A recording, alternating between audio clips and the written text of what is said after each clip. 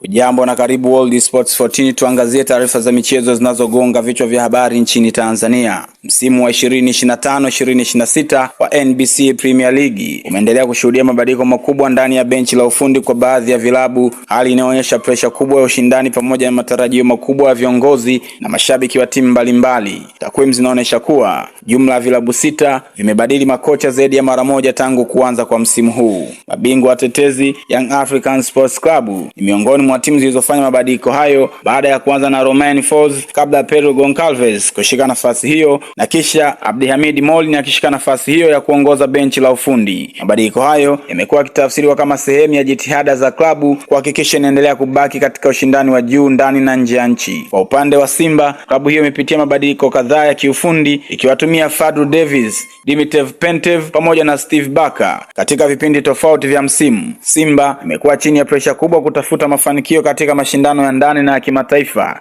jambo lilowafanya kufanya maamuzi mbalimbali ya kiufundi ili kuimarisha mwenendo wa timu. Timu nyingine zilizoingia kwenye orodha ya mabadiliko ya mara kwa mara ya makocha ni pamoja na Mbeya City, Fountain Gate, Coastal Union pamoja na KMC.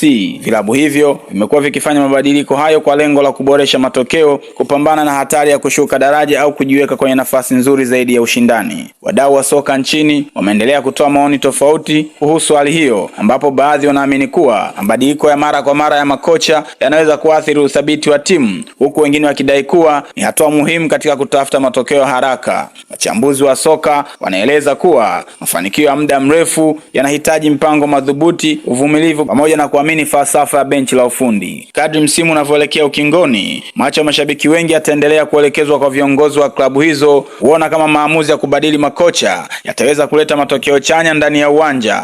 NBC Premier League imeendelea kuthibitisha kuwa ni moja ya ligi zenye ushindani mkubwa barani Afrika kutokana na presha ya matokeo inazozikumba timu nyingi kila msimu. Ni hayo tu kwa sasa. Kwa habari zaidi za michezo, tafadhali endelea kufuatilia World Sports 14. Kwa heri.